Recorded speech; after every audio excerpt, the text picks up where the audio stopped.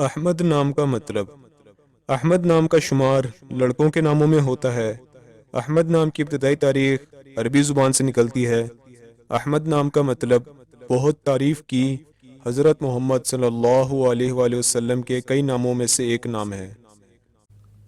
امید ہے آپ کو ویڈیو پسند آئی ہوگی۔